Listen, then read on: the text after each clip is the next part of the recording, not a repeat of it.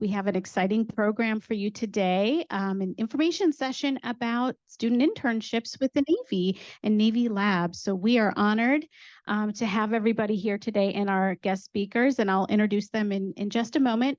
The Hub has been in partnership with the Naval Surface Warfare Center, Carter Rock, for actually since our inception. We've had a great partnership, and this is, I think, our fourth activity that we've done together in the year that the Hub has been around. So I'm very excited and honored that we're able to continue to do that. I'm going to go ahead and introduce our speakers. We have some speakers in person, and since the Hub is a high flex space, we have speakers that are also virtual. So we're glad that we're able to have everybody here in the form that they can be here in person or virtually.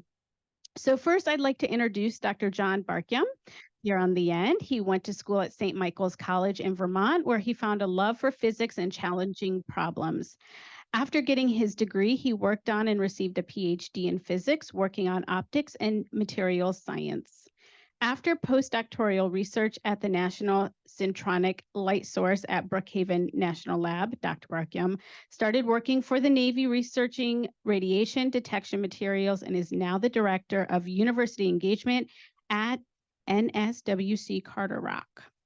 Thank you. So let's welcome Dr. Barkyam. Our other guest that we have in person here is Mr. Joseph Brickhouse Jr. He received his BS in computer science in 2005 and his master's of science in software engineering 2007 from North Carolina Agricultural and Technical State University. After graduation, he joined NSWCGD in 2007 with the Systems Control and Operational Support Branch W53. Throughout his tenure at NSWCGD, and you're going to tell me if there's another way to pronounce that, right? Okay. Joe has supported fleet readiness and combat systems installation and integration efforts. Joe currently serves as the branch manager for the Computer Program Quality Assurance Branch V45 at NSWC Dahlgren. So let's welcome Joe as well. Thank you.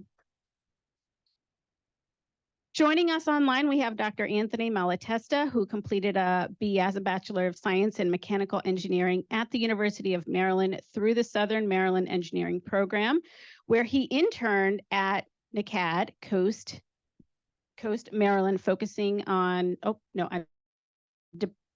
department, excuse me. Okay. Upon graduation, he was accepted into a doctoral program at the University of Maryland, focusing on thermal fluids engineering, and transferred to NACAD propulsion and power department, becoming a fuel systems technical area expert supporting H60P8, MQ4, and VH92 platforms. While completing his PhD, he started the thermal and electrical modeling lab within propulsion and power, establishing power and thermal modeling resources to support the naval aviation enterprise. Additionally, he has supported the Southern Maryland Engineering Program as a teaching assistant and then lecturer, and has recently been selected as the Director of Engineering Education and Research Partnerships for the NACAD Strategic Education Office. So let's welcome Dr. Malatesta as well. Our last guest that we have virtually, Lauren Tink Hanyok, who's was the first person that approached me as soon as the Hub opened and said, we've got to collaborate. She is the facilitation lead at NSWC Carter Rock. Tink runs Carter Rock's on-site collaboration space and is the director of the Capital Tech Bridge, which consists of Carter Rock, Dahlgren, and Indian Head Warfare Centers. Tink works with Montgomery County through collaborations like this one with the Ignite Hub to share the opportunities Carter Rock has for people of all skill sets. Tink has a degree in aerospace engineering from Virginia Tech. She has also received a master's degree in ocean engineering in 2013 and wrote her thesis on NASA's Orion capsule, specifically focused on personnel experiences in the capsule at splashdown, which we talked about that in our last spring we had our Fireside Chat Career Series that I'll talk about a little bit later, but she shared some of that knowledge with us. And Tink will be moderating the chat as well. So for our virtual guests that are in the space with us, feel free to put your questions in there and we'll have a response for you. Wow, we have an amazing panel here of very well qualified individuals to talk with us about opportunities there. I see many students here in the space, and I'm very, very excited about that. So we're hoping that we're giving you some information, get you excited about an internship with the Navy, and get you the information you need so that you can take the next steps and apply and get involved and be on the same track of all of our panelists that I just introduced. So without further ado, I'm going to hand it over. And do I start with you, Dr. Barkim? Okay, I'll start with right here. Well, good afternoon, everyone. As Kimberly said, my name is John Barkum, and she listed all the places we're from. And the only thing we love more than our little symbols and badges that you'll see sprinkled through here is our acronyms. Don't get all hung up over those. I'm going to kind of explain what they mean. And the great thing is when we get to the end and we talk about the intern application, all that information is up there, which labs do what and everything. So that's great that that's online. So let's flip to the agenda. Kimberly's already introduced us and talked about the Ignite Hub. And when I start, I'm going to try to explain who we are and what we do without getting too hung up on the acronyms. And I'm going to tell you about the labs and the centers that the Navy folks who work in the Navy in the DC, Maryland, Virginia area, and a snapshot of all the labs. But first thing I'm going to say, and you'll hear it again, is I think without exception, every program that we mention here is actually a national program. So they are used by all the laboratories across the country, of which I'll give you verbally a sprinkle of those. And again, in the application space, you will see all those labs listed. So this is just because we're here, we're neighbors here to Montgomery County. We focus on that, and that's what we know. But just keep in your mind that it really applies across the board. So we'll go after we talk about Carderock and Dahlgren. Joe and I are joined at the hip here. We're kind of more closely aligned in our hierarchy than the Naval does the air stuff. We'll switch over to Dr. Malatesta, who's here with us virtually. He'll talk about the Naval Air Warfare Centers. But again, very similar thing. And he'll tell you where they are and everything. And then we'll talk about the program. So we have the slides with the individual. Those slides have links. You can either read them off there. I think they're clickable if this is available, and the session's being recorded. So you could just grab something off YouTube of a section you missed if you didn't understand. And then we'll have a Q&A. Guys who are here with us will ask questions, and the people online can put their questions in the chat. So let's begin with the next slide. So we are primarily Navy civilians now, DMV, the district, Maryland, Virginia area. What are we and what we do? So just like anybody in a company, we go to school, we figure out what we do. We have mentors, we have people, and somehow, either by planning or stumbling into it, we worked into these jobs. If you listen to some of the intros, you saw some of us worked in some of these programs. And again, I'm going to mention these. I can't escape these acronyms. We just live by them. But some of the labs that you see, so you see the map here, right in the center where the blue dot is, that's the Naval Research Lab. We work very closely with them. We don't have a representative from them today, and I'll mention something about what they do, but they're in DC. I'm from Carderock. Now, if you're in Montgomery County, that's right off the Beltway, just before you go over to Tyson's Corner. So if you're going over to spend your money in Tyson's Corner and you see the Clara Barton and the nice falls you can visit, we're right off there. Indian Head Division, further down there, they're also in the light blue. They aren't able to be here together. The reason they're in blue is because Carderock, Indian Head, and Dahlgren are kind of joined at the hip. We're all kind of one thing. Usually, often we have a representative. Unfortunately, we don't. They're down in Southern Maryland. You go down the Indian Head Highway. I think they've renamed it. but it's down there off the south of the Beltway, and they do things that blow up. They're responsible for explosives, munitions, and when you see these missiles, you would think, "Gee, someone's gotta make sure they work and make sure they're safe." That's what they do, and it's really cool stuff. The Marine Corps Warfighting Lab, that's a Marine lab. We work a little less closely with them. They do things with how the Marines work, and we don't have a representative. And Joe here is from Dahlgren Laboratory, and he'll tell you what they do. So the three of us are kind of all joined together, and the symbol you hear for NOC-AD, which is the Naval Air Warfare Center. So yes, all those cool jets and everything like that that Dr. Malatesta will tell you about. So up in the upper right is the Naval Research Lab, and they are easy quite often for people in universities and college students to understand because they do really more basic research. That's kind of their area is spread across everything. So everything the Navy's interested in, they do. It's called a corporate research laboratory. And we're really lucky to have them as neighbors because all of our labs are spread across the country, but we're right here. So with materials and hydrodynamics and all sorts of stuff, we work very closely with them. The rest of our laboratories, whether we're called NavAir or NAV, really our hallmark is we do both research and engineering. So we are responsible, each one of us is responsible for somebody or something that's out there.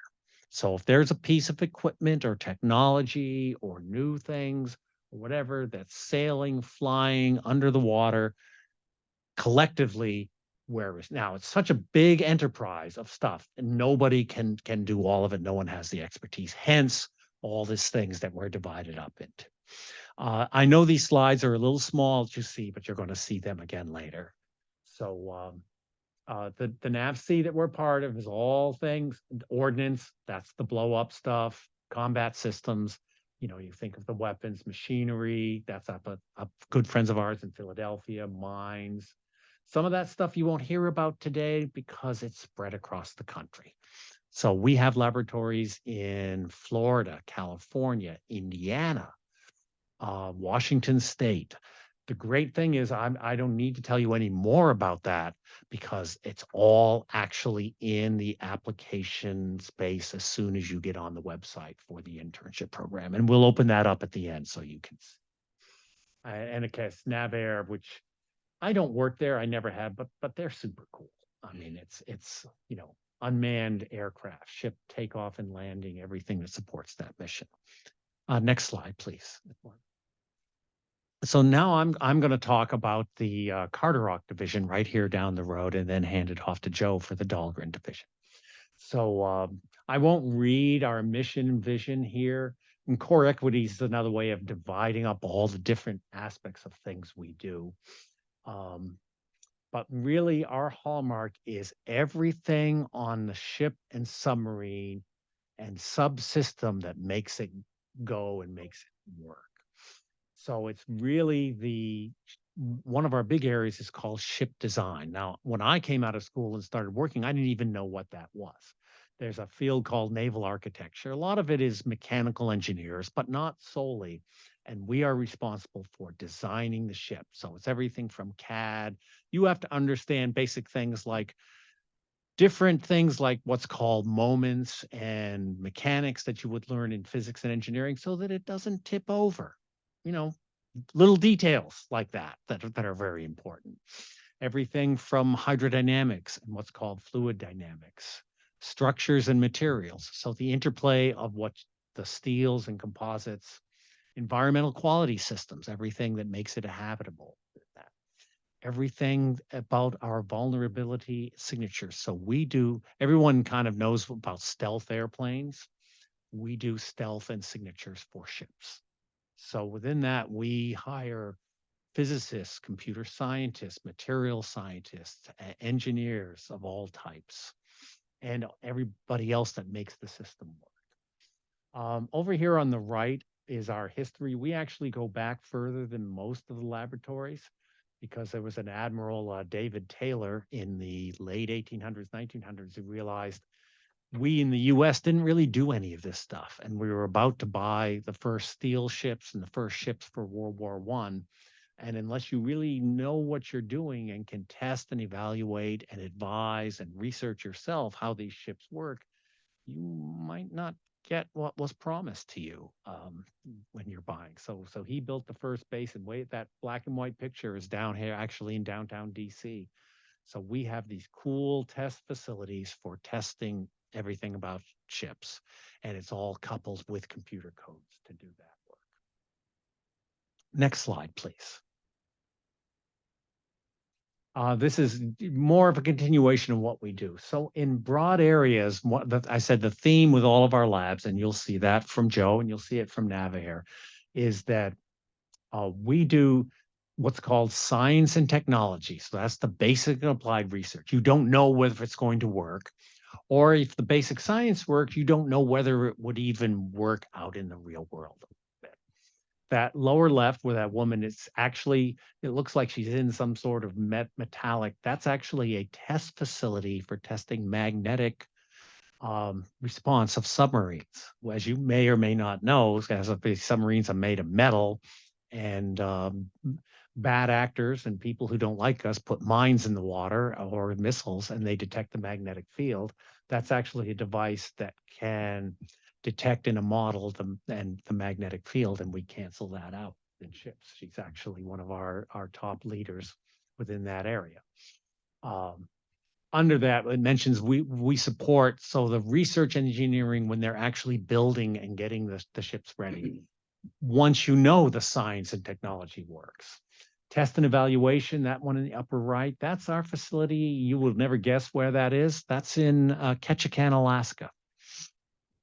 That's a facility, it's in a fjord. There's only a couple of employees there and contractors. And all the submarines in the fleet on the West Coast use that. What are they doing? They're doing the big boy version of what the woman is doing in the lower left. They're testing the magnetic and acoustic signature of the submarine. So they actually bring it into this and do like laboratory testing. It's so valuable. Other navies in the Pacific, our friends like in Australia, use this facility. And we do similar things. What's down in the lower? That's a portable, I'll use that word in quotes. That's a full-size submarine. That's a portable system where you send electrical current through those coils and test the magnetic signature. This is supposed to be all of Carderock, but our department head who does this work, I think he snuck his diagrams in here so that he gets more represented than everybody else. But that's a large fraction of our work. We're the only ones in the world who do that. And I'll say, frankly, we do it better than anybody else. That's a research and development on a composite section of a tube. That's parts of submarines up there in research development. And that's a CAD drawing of a future ship that you see. Next slide, please. Where we work. So this, again, as it gets confusing, we talked about the area and all the laboratories. My one laboratory, which is headquartered, and most of the people are right down here, 3 or 4 miles away from here in Montgomery County. We actually have people all over the country. And that's one of the cool things about working for us is you can have a job and start and then end up working someplace else. I won't spend a lot of time. The upper right, that's our main towing basin. That's the Potomac River on the left. The Beltway is literally right underneath that airplane or helicopter who took that picture. So you're right over the belt. Maybe it was a traffic copter. I don't know. We have a large contingent of folks down in Norfolk, Virginia. And what they do is everything that has to do with small boats. Everything you heard me talk about before was large ships, destroyers, aircraft carriers, submarines. They do everything with fast boats and boats that special operations. And they do everything from the initial research to figure it out, to the motors, to the acoustics, to the communications. They all do that down in Norfolk. Down in Florida, what do we do? The same work that we do on the West Coast that I described for acoustics and magnetic testing. We do a lot of that off the coast of Florida. So we're down there in Cape Canaveral. The South Florida Ocean Measurement Facility, the lower right, that's just in Fort Lauderdale. And obviously the ships that are in the Atlantic the submarines don't want to have to go to the Pacific to get all that testing done. So we do it in both coasts. Memphis, why are we in Memphis? They have great food in Memphis. That's not the reason we're there. But we actually test full scales. That's what's called a water tunnel. Most people have heard of a wind tunnel. A water tunnel is like a wind tunnel, only it's filled with water. And we can test close to full scale ship down there. It turns out there was a big federal space available, and that was a place to put it. And the rest that you see up here in Alaska, Idaho is very similar in terms of testing. Next slide, please. This is I won't even read this. This is that same picture. So here we are in Montgomery County, and this is all the work we do. And if you look at the names, it corresponds to the areas that I had on the first slide: materials, structures, ship, what's called signatures, which is the encompassing word for stealth, and hydrodynamics, and that's our facility. Again, you got the Potomac, the Clara Barton Parkway that you can see on the left, and that picture's taken from directly over the Beltway here. So if you have that either online or pick it up later, that QR code will take you to a YouTube guided tour from our assistant director that guides you through all the facilities. And we made that during the pandemic when we couldn't do tours. And it's only about 12 minutes, and it's an excellent thing to watch. So I highly recommend that. Next slide, please. This is a great slide, and everything here is on the slide, but it's also available on our website on careers at Carter Rock. So the internships, you're going to see that again. That link takes you to a link that will show you all the other links that are on the rest of this slide. So it's not unique. The USA Jobs is where jobs is posted within here. Full links to Carter Rock is on here, and our recruiting office takes there. And on the right is where the benefits are within here of our salaries, healthcare, professional development, and you'll see that on other folks' slides also within that. So that's a great one, and that's again the trades, professions, and scientists and engineering areas we hire. So I think next slide, that may be it for me. I didn't want to talk too long. So what we're going to do is jump to Mr. Brickhouse, and he'll tell you about the NSWC Dahlgren division. Thank you so much for that. You can go ahead and go. Yeah, absolutely. Give him my hand. Round of applause. You can go ahead and go to the next slide as we're talking through the slides. Geographically, as you saw the map about where Carter Rock was and Indian Head coming down to Dahlgren. No fancy malls down in Dahlgren. We do have a Super Walmart and a Chick-fil-A. So Chipotle is coming. Well, Chipotle's there, Chick-fil-A is coming. So we got something to bring you to the area. So here we have our division portfolio. Kind of read that as your leisure. I'm going to go through some things in the background as that slide stays on the screen. Talking about Dahlgren and Hull R&D facility, research and development.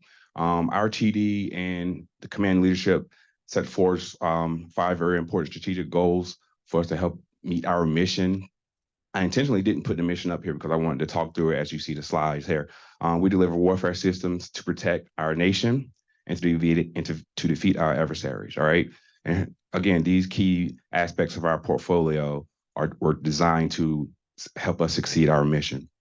As I talk through goal number 1, which again is not on the screen, but it's in any recruiting document that you may receive from Dahlgren, and it's on our website as well, but I'll talk through it. Goal number 1 is all about our technical thrust. These technical thrusts were designed to emphasize warfare system development and integration. That's the key piece to what Dahlgren does. I had the pleasure of going to a career fair last week, 2 weeks ago, with a member from Carter Rock. And again, you heard John talk about the engineering and design of the ship. And I like to look at Dahlgren as, okay, the weaponizing of that ship, all right? So that's where you want to get into the combat system, the warfare systems, the development of that, and the integration. And it's into intelligence automation, thrust number 1, thrust number 2, systems engineering or software engineering, the evolution and the revolution of that. Thrust 3, digital engineering. Thrust 4, hypersonic advancement. And integrated combat fire is thrust 5. Again, that's all wrapped up in our strategic goal number 1. Strategic goal number 2 is all about IT modernization. We want to deliver transformational information technology solutions that will increase innovation efforts. Our strategic goal number 3, workforce development. All right, I think that's a key goal in any command that you go to.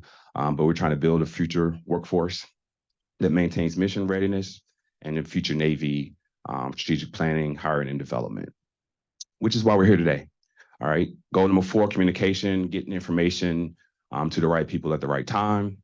And goal number 5, provide effective, efficient, and modern business solutions. All right, again, the vision, the mission, deliver warfare systems to protect our country and defeat our adversaries. All right, again, as I go into the slides, you're going to see some more information about the R&D, hands-on R&D work that we do down in Dahlgren, computing systems, integrated engagement systems, digital modeling, and again, the integrated combat systems that I talked about in before. Next slide, please.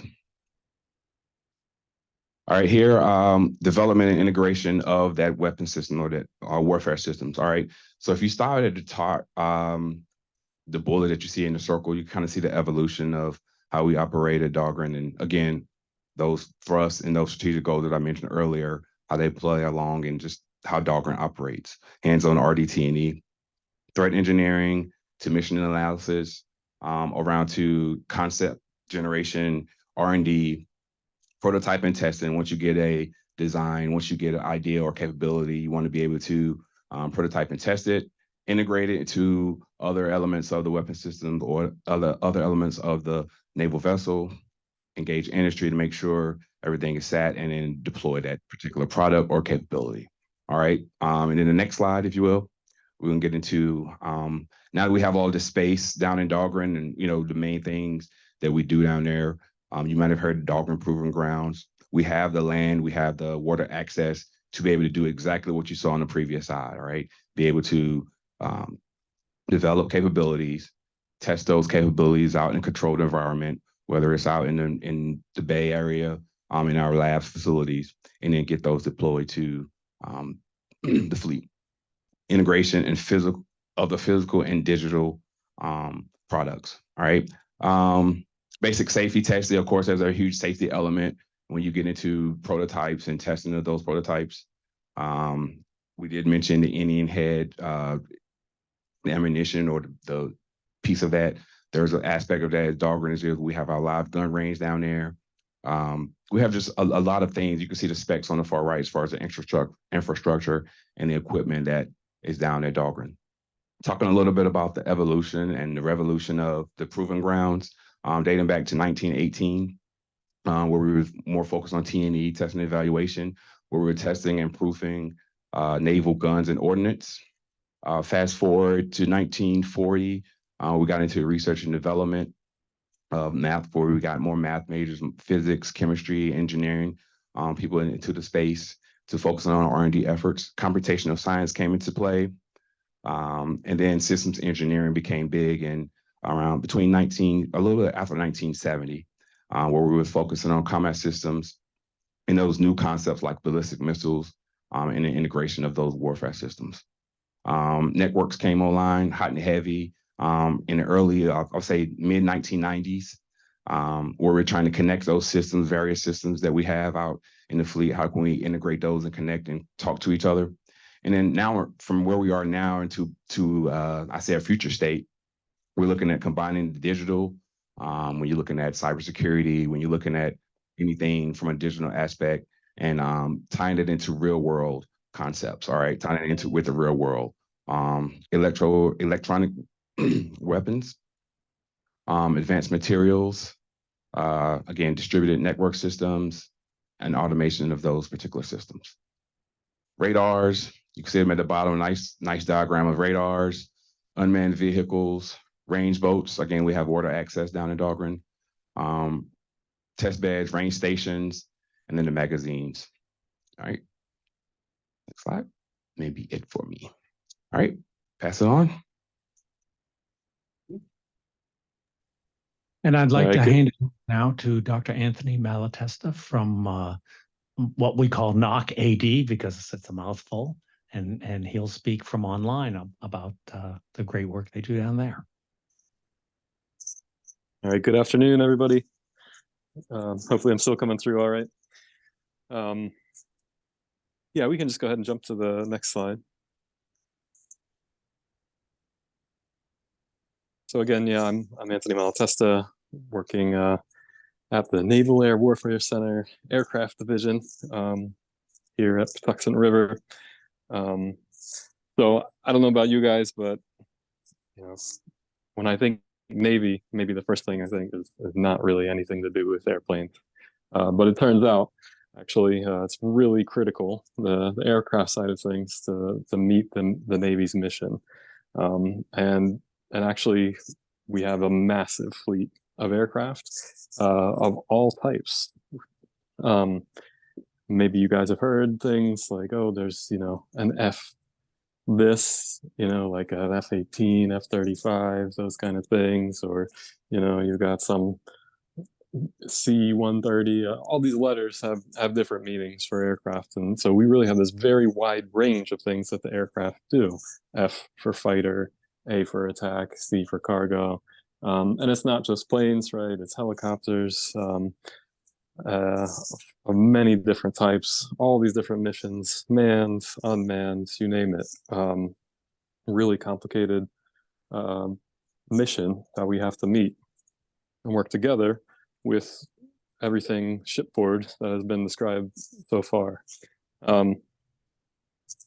So at NOC-AD, we support all of those aspects, very similar to what John has described so far. We have many engineering challenges to look at for supporting aircraft. And we do that, as you see, in a few different main locations. On the aircraft side specifically, we've got Patuxent River, where I'm based, down in Southern Maryland. So it's a little bit farther down, maybe. It's definitely farther south than Dahlgren. But maybe it's somewhere in between what you have going on there at Carter Rock, as far as, well, yeah, we already have the Chick-fil-A and the Chipotle. So a little bit more developed, but it's not quite Bethesda either. But all combined between Patuxent River, what we have at Lakehurst there, and down in Orlando, we really are the busiest flight test center in the world. Ridiculous amount of testing going on here, sort of at all levels. If we go over to the next slide. So sort of putting it in picture form a bit, aircraft are pretty complicated. There's a lot that goes on. And a lot that really has to go right. You need to really be confident in what's going on, so that you can not only take off, but you can land in most cases. So look across the board. My background, as was cited before, propulsion and power. Spent a lot of time there. Very, very complex systems there. People don't just specialize in engines, they specialize in engine components. And so here we have people looking at the full life cycle of something like an engine turbine or a compressor, and everything that goes on from the early design through the full life cycle that's required for that component to do its job. And wide range of things beyond just maybe mechanical and aerospace, lots of human systems kind of things. How do the pilots interact with the aircraft, sensors, all kinds of things, maybe more on the cyber side, electrical side, and then full up integrated version of things as well. You see at the top, it's a little bit to the right of center, the flight test engineering. So we have people that really just specialize in, we've got all this stuff that's put together, but we've got to go fly it and make sure it really works out. Next slide, please.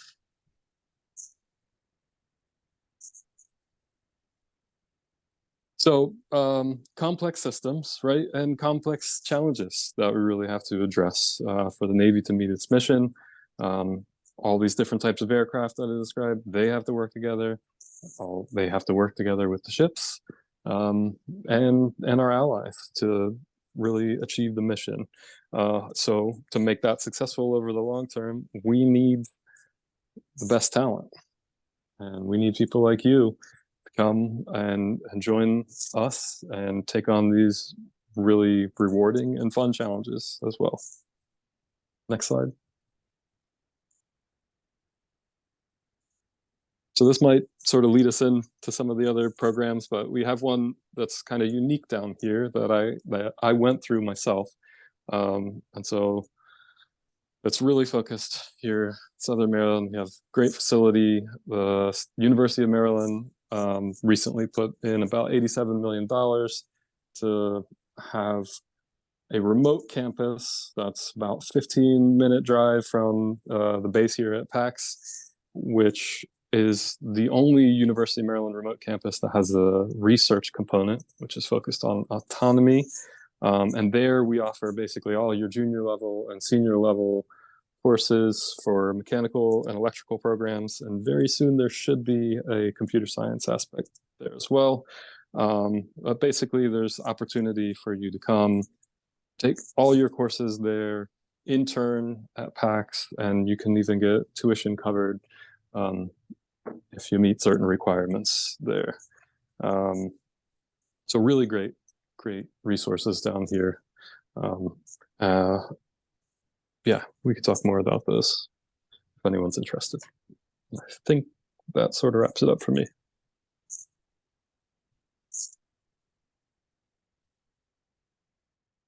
Thank you, Anthony. I want to now we're getting into the nuts and bolts of the programs. And the first thing I want to say is this is not all of the programs.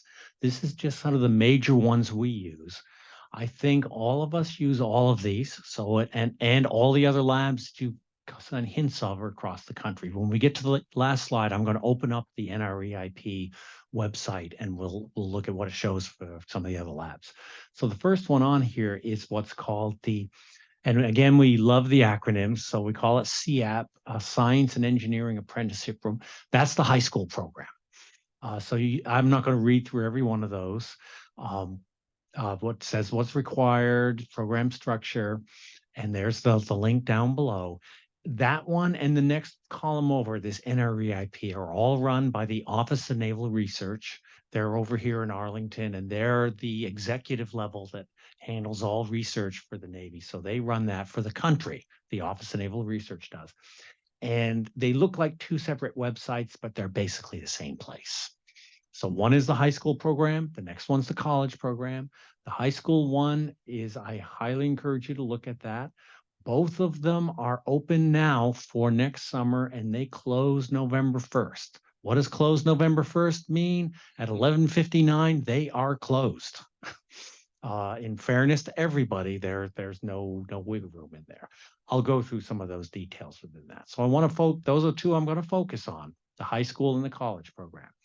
The next one on the right is not centrally run, so it's a little trickier to look at, and it's called the Student Employment Program, STEM being science, technology, engineering, mathematics.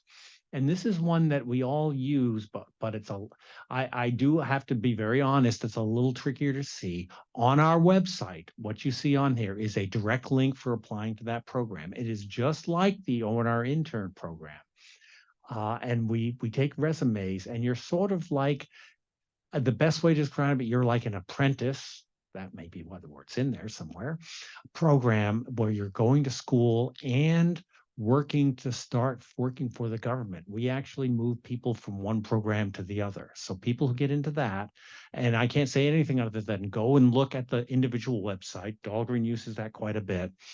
And we essentially pay for tuition while you're going to school, and you would end up working for us at the same time. People who are in that program are already government employees.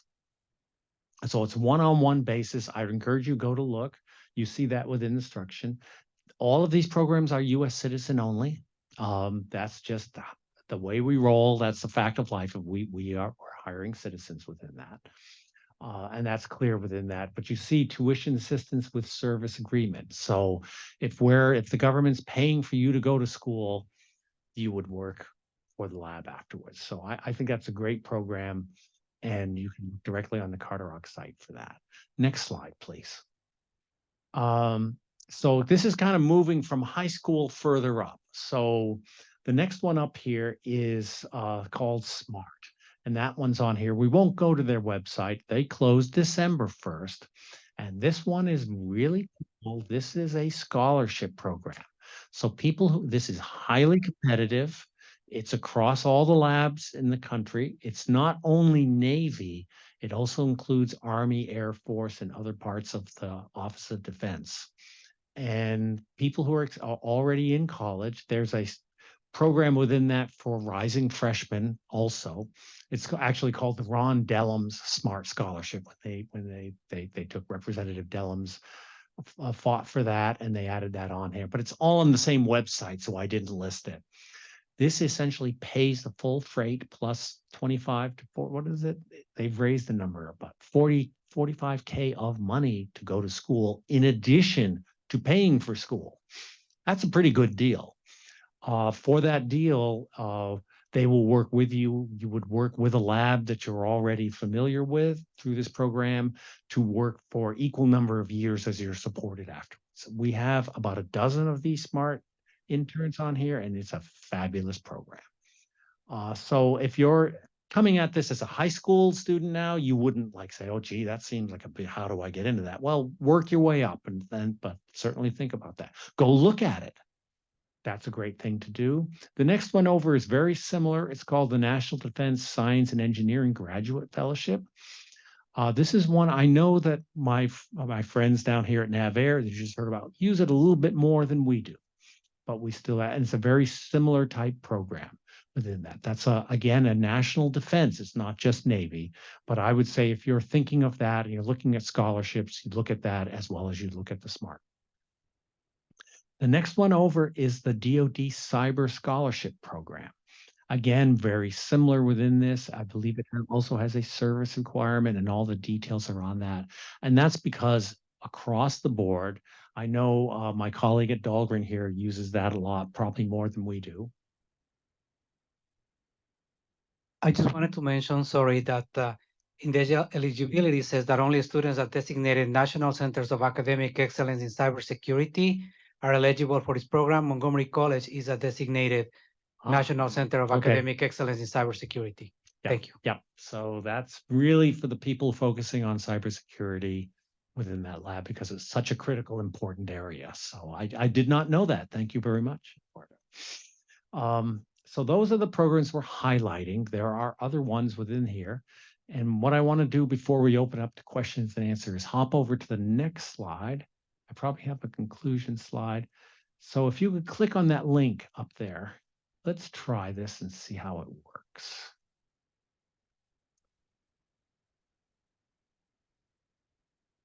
And it may or may not work.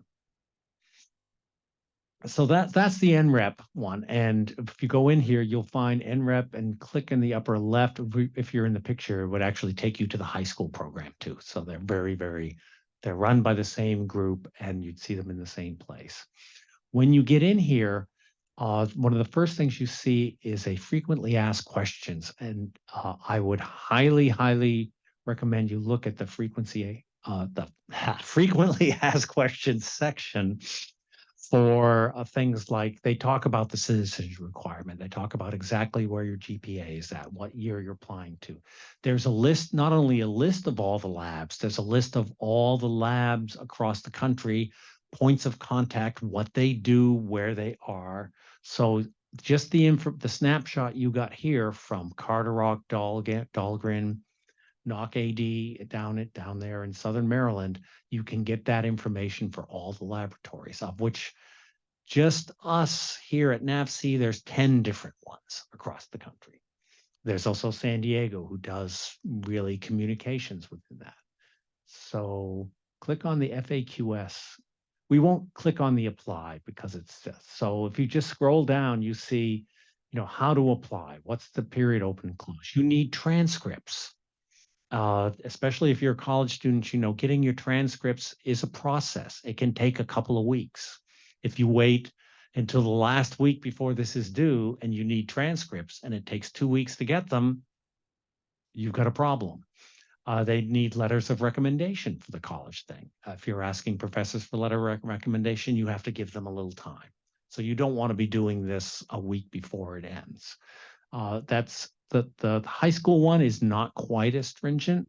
If you go down the lower right, they talk about references. Who should I choose? So if you have that as a question, what's your research areas? How do I get the letters sent? There's a background check. Now, this is more for the college students. They do a background check. It's really not that hard, but you'll find this is what also happens in companies out in the real world today. So I would encourage you to just think about that in terms of your life. But they talk about the background check and the security clearance and what they do in here. And again, you need a little bit of time to do that. So I would highly encourage you, if you're just thinking about this, go there like now would be a good time. Here we are getting very close to the 1st of October and there's 1 month. So I would encourage you. And that's, if you take nothing else from this, that's the thing to take. So that's the website. I won't have Eduardo do it now, but if you look at the logo up there, it takes you to that. And you can see the high school program shows up with a very, very similar type of thing to do that. And there's a place to ask questions of the people who run the program. So with that, yep. Sorry, looks like that Tink has something that she wants to mention before we go into the questions. Go ahead, Tink. Thank you. No, one thing that we didn't have up on the slides is because we just started doing it and it's not a national program, is the Montgomery County Summer Rise program for high school students. We were, I believe the Ignite Hub and others are part of that as well. And we were a first-time host. And the interesting thing about that program is it's not just STEM, it's sort of anything you're interested in. We did happen to have a number of STEM folks, but if you put in an application, and I'll put that website in the chat there, students put in applications and list out areas they're interested in. They will be placed with a host that handles those. And what I'll be working on this year in our intern programs coordinators is making sure that we have a whole host of areas that applicants will be able to be matched with, anything from we have lawyers, we have contracts writers, we have artists, we have creative, we have digital, oh gosh, words. I can't remember the word I was looking for. We have all types of jobs. I'm sorry.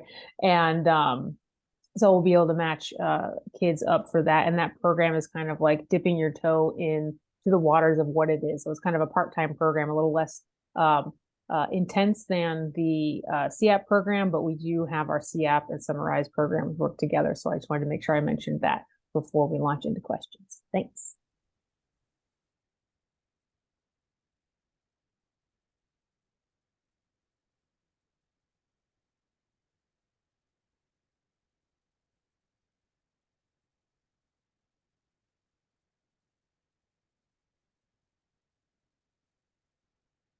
Good. Okay, very good. Yeah, so that Summarize is a great program for Montgomery County students. So here's our contact list of everybody who's here today. And I put our Indian head on here who couldn't make it. And the next slide is questions. Thank you.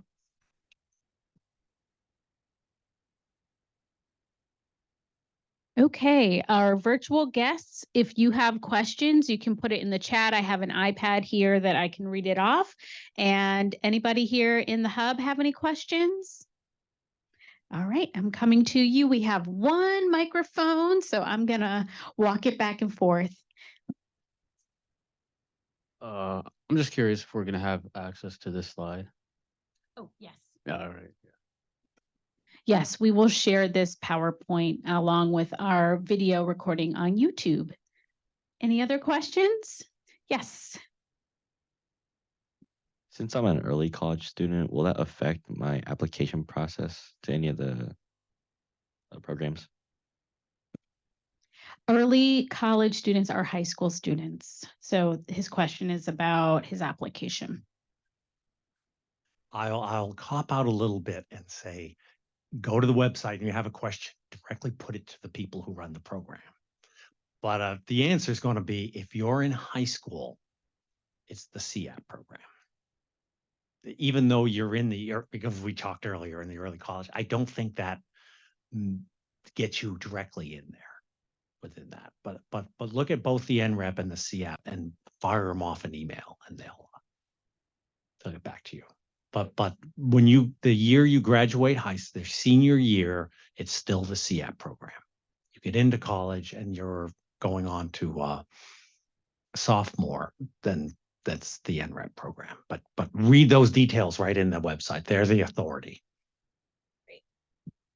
There was a question in the chat also asking if CAP is just for high school students and rising college freshmen, and Tink answered that yes, it's just for high school and rising college freshmen.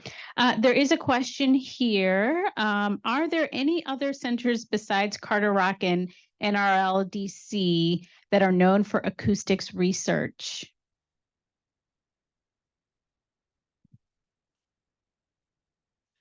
Whoever asked that, the answer is that's a very sophisticated question. The main one that I know that I work with is the Naval Undersea Warfare Center. So yes, we got surface and undersea and all of that. And they're in Newport, Rhode Island primarily, and also in Keyport, Washington. So way up on the peninsula, beautiful area, just outside Seattle. They do a lot of that too.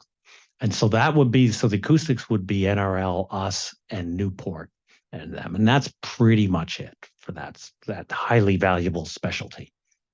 Hey, John, I would add that also actually, so we have some, relevant on the aviation side. One of the big areas right now for engine research is noise reduction.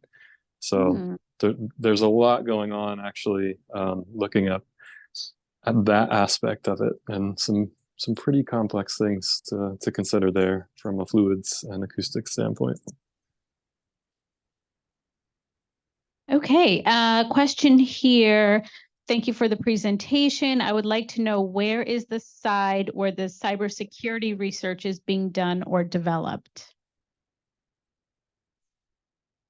Maybe what side of the what center? What center? Maybe A little bit there. Yeah, cybersecurity. I speaking for Dogger, I know we have a huge cybersecurity presence, but as I've gone out and listened to other recruiters across, NAVC recruit, cybersecurity is everywhere pretty much. So, and San Diego, maybe the largest area for that, but anywhere that you go, you can pretty much find some cybersecurity. And as John has mentioned several times, take a look at these websites. Go out and look at each warfare center and see what they specialize in. And if you have cybersecurity needs or wants, I'm pretty sure you can find it there. The question is, do all the internships programs require U.S. citizenship? The answer is yes. Okay, next question. Is there a program by any chance for someone who has a bachelor's degree, which is out of state, and who is looking to change his career?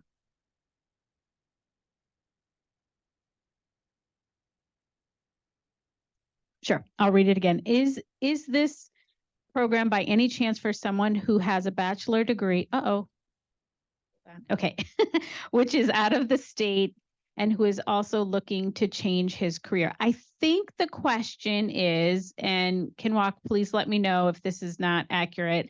Your degree is not from, say, the state of Maryland, and you want to change your career. So you want to know, is this a program that you could also do? I don't know which program in particular they're talking about, but there are student programs where, we go out and recruit outside the state and have employment for various degrees.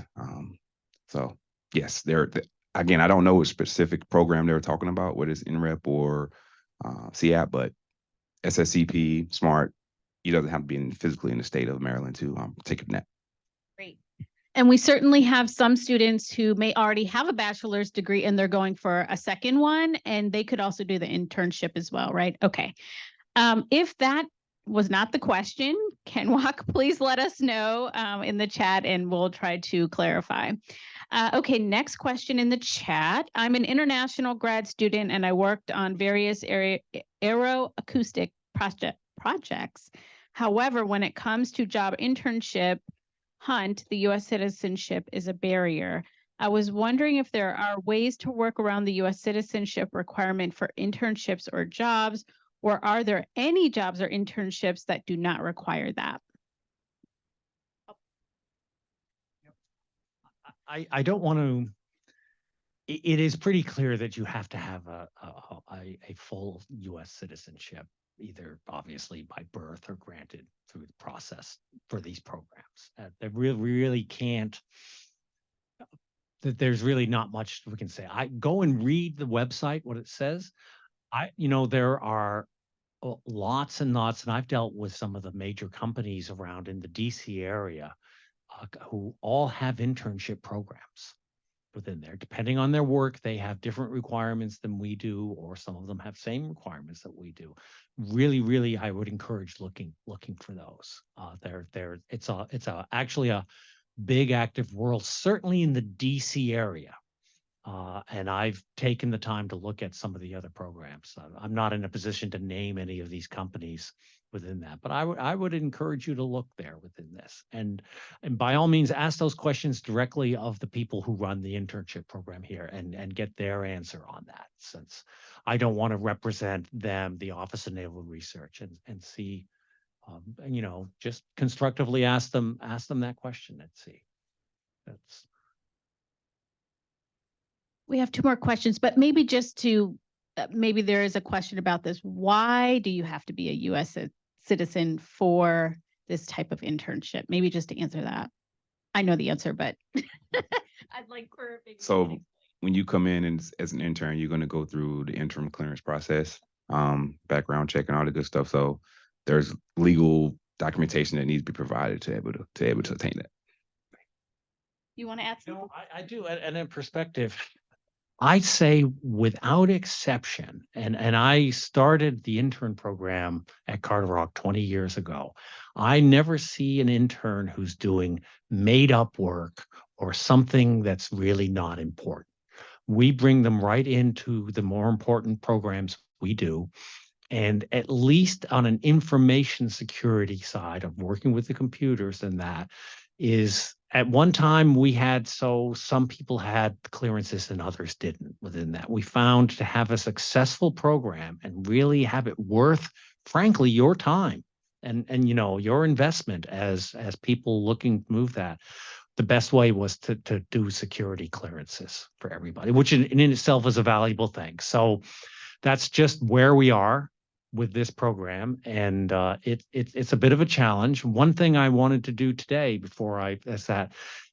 we wanted to get the word out for applying to these programs, because the paperwork, which actually isn't that bad, it's not worse than many other things you do. If you're applying to colleges, it's not worse than that. It's easier.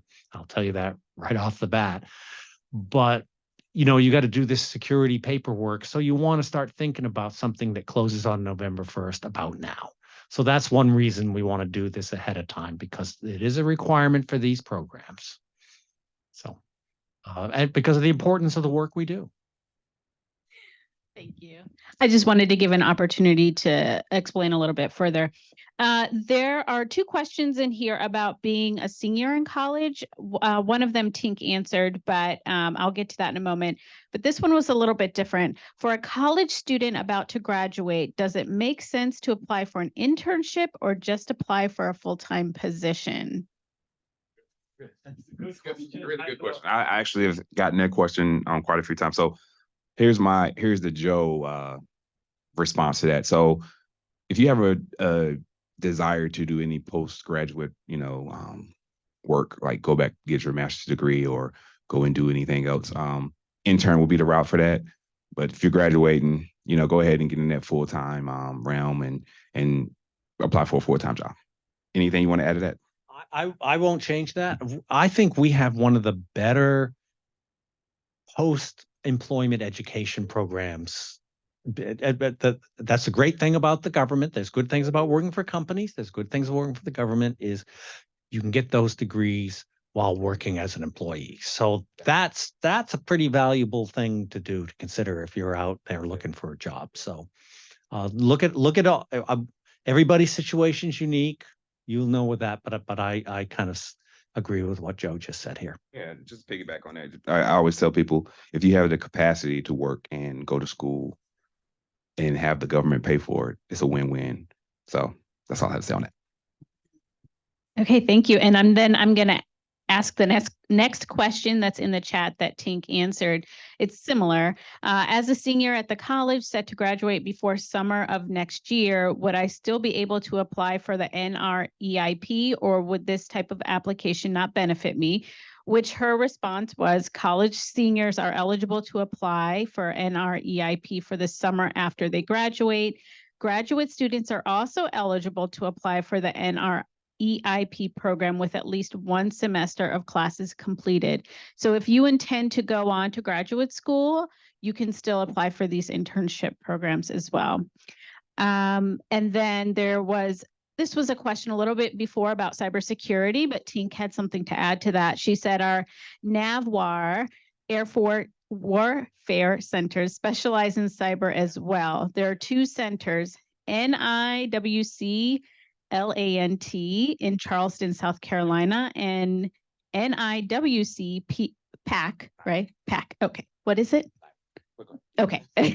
In San Diego. So there are other places for cybersecurity. So thanks, Tink, for adding that. And Tink also mentions that she got her ocean engineering degree while working full-time at Carter Rock. It was hard, but fully worth it. Another question, transitioning from academic to going into an internship without knowing anything, should I be worried? I'm going to read that again. Transitioning from academics to going into an internship without knowing anything, should I be worried? No, I wouldn't be worried. Again, open mind is one of the things that when we go out and recruit from a doggone aspect is we're looking for motivated and mission-driven individuals to come in and do work. So if you have the right mindset and motivation to come in, we're going to give you the tools and the knowledge to be able to complete a job.